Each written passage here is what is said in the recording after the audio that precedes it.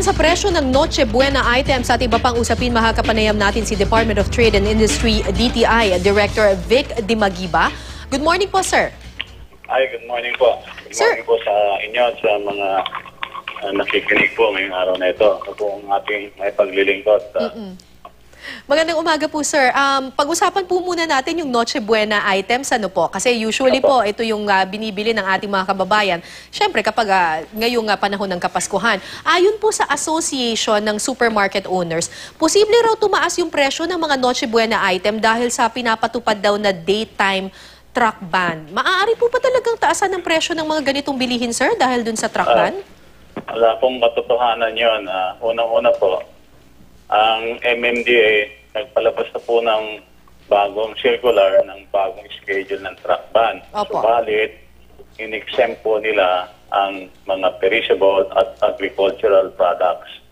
Malinaw po yan sa inilabas ng MMDA noong December 16. At yesterday po, December 17, kinlarify po nila uli sa DTI na exempted po ang mga perishable at agricultural products. Ano po mga example ng perishable? Number 1 po dyan, tinapay at saka harina. Agricultural products, nandiyan na po ang manok, ang baboy, ang gulay at ang isda. No? Ang MMNDA enforcer po, hindi po sila uhulihin. Ang aming pong payo sa mga truckers, kumuha po kayo ng kopya ng sulat na ibinigay po ng MDA sa DTI sa mga driver po ninyo at ipakita po ito. Subalit, ang MMDA po mismo nagsabi na sa DTI, hindi na po sila uhulihin.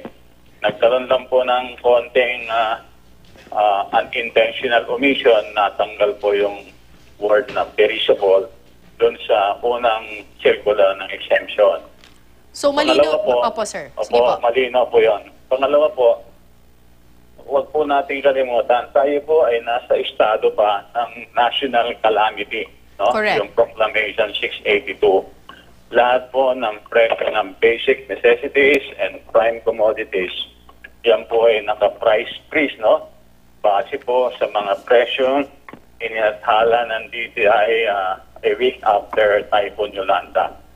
Kasama na rin po dyan ang presyo ng mga Noche Buena product dahil ang iba po ng mga produkto dyan ay basic din. Katulad po ng mga gatas, kape at mga noodles. No? Pangatlo po, meron po tayong pinaiiral na suggested retail prices. No? Ito pong SRP, isa pong provision ng umiiral ng Price Act. Nang sa ganon, ang ating pong mga consumer ay may gabay sa kanilang pagpili ng isang produkto. Opo. Gabay po ito ng mga consumer. Hindi po ito gabay ng mga retailers. Kaya po sinabing suggested retail prices is for the information po ng mga consumer. So, kumbaga po, para po makapili yung consumer kung masyadong mataas yung ibinibigay sa kanila ng mga supermarket. Opo, kasi po, marami pong brand sa merkado, katulad po ng hamon, 5 brand po yan. 5 o 6. Yung pong local lang po, no? Hindi na po kasama yung mga imported, no? Sa local nga po, nagbaba pa ng 6 pesos ang isang malaking brand ng hamon.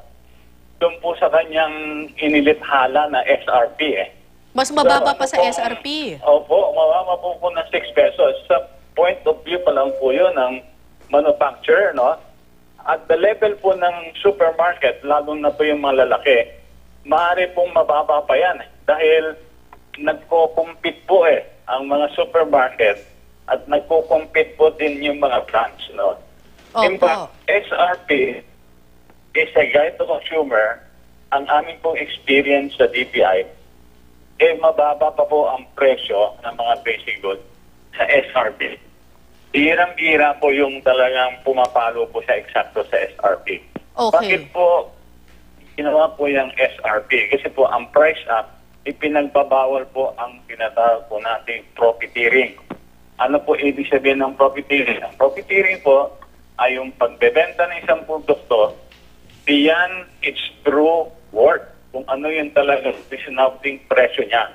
Para po hindi masyado magulo, na-develop po ng DTI over the years yung SRP at yan po ay nasa implementing rules. At may dialogue naman po yan with the manufacturers, with the distributors, and also with the supermarkets. Okay. Every year po, ginagawa po yan ng DTI. Hindi lamang po sa Noche Buena product. Lahat po ng produktong basic at prime commodities po. So linawin po natin, sir, wala pong karapatan ng mga supermarket owners na magtaas ng kanilang mga Noche Buena items dahil kung basihan nila ay yung daytime truck ban dahil exempted na sa daytime truck ban ang mga items na ito dahil Paliwanag po perishable. yan. Pwede po natin ulit-ulitin yan. Opo.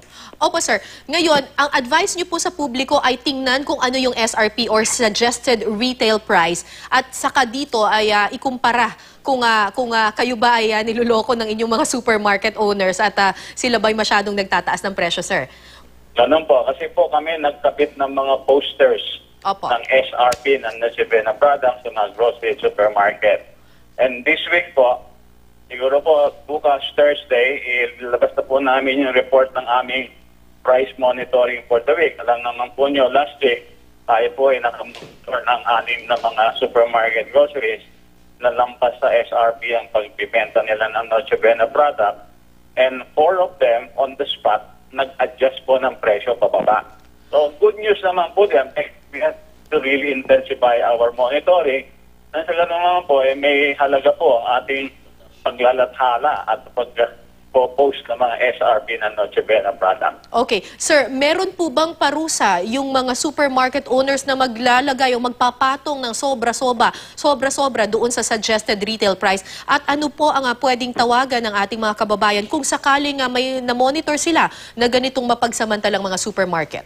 Maganda po ang tanong natin. Kami po yung nag-issue ng mga show cause orders sa mga supermarket na na-monitor na may mga produktong Noche Buena product about SRP. Iingan po natin sila ng paliwanag at kung kanilang paliwanag ay hindi reasonable, tayo po ay pwede magpataw ng multa. Ang profiteering po, ayon po sa Price Act, may multa po yan na hindi bababa ng 5,000 piso and maximum po at 1 million pesos. No? At pwede rin po namin isumbong sa manufacturer. Alam niyo po, in a free market like us, ang mga manufacturer po, ayaw din po niya ng kanyang produkto ay napakamahal Opo. sa tindahan. I hope you understand what I'm driving at. No? Yes. Kasi po, pag masyadong mahal ang produkto niya, Walang iiwasan bibili. po siya ng consumer. Di po ba? Opo. Hindi siya bibili. Bili siya ng equally of good quality na produkto na mas mababa. Kaya yan pong SRP, napakaganda po yung guide. Guide, pero hindi po siya price control. Nadidinig ko po kasi sa ibang mga supermarket, pag po natin lahatin. Kasi ang karamihan naman po sa kanila ay Sumusunod. nagpa-partner sa DTI at nagko-comply. No? Sabi nila, it's a form of price control. Hindi po yan form of price control. It brings order at the retail side po. And everybody po, meron na dyan margin o profit na sinasabi. Hindi naman po natin dapat ipagkaila sa kanila na dapat din po silang maghanap buhay.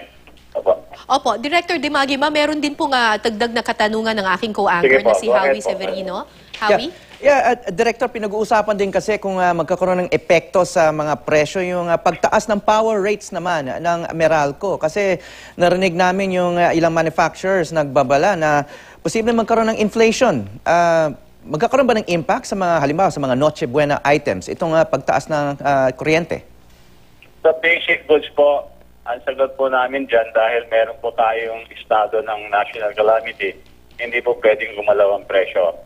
Pero in reality po, in terms of actual impact to producing a particular item, ang kuryente naman po, depende sa produkto, mga 3% po ang kanyang impact sa produkto.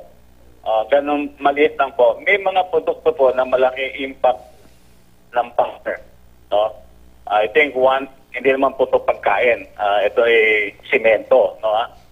But may mga other cost of production naman po in producing a basic good na hindi po gumagalaw o maaring mababa naman.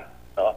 So, sa aming pong DTI, meron po kami tinatawag, it's a very technical term, ang tawag po namin, fishbone analysis. Minsan po nag-offsetting yung mga cost of producing wood at tumaas. Yun naman po sa mga cost of other raw materials or other component na bumaba o halos hindi naman gumagalaw. No? So, nag-offsetting po yan eh. Pero power rate as a basis for producing a good, halos 3% lang po ang amin. Doon po sa aming database, no? So, plus, yun po, nasa state of national calamity pa tayo. Hindi nga po sila pwedeng gumalaw ng presyo. So kahit tumataas po yung power rates, hindi pwedeng gamiting dahilan yan para itaas din yung mga consumer prices under a state of national calamity.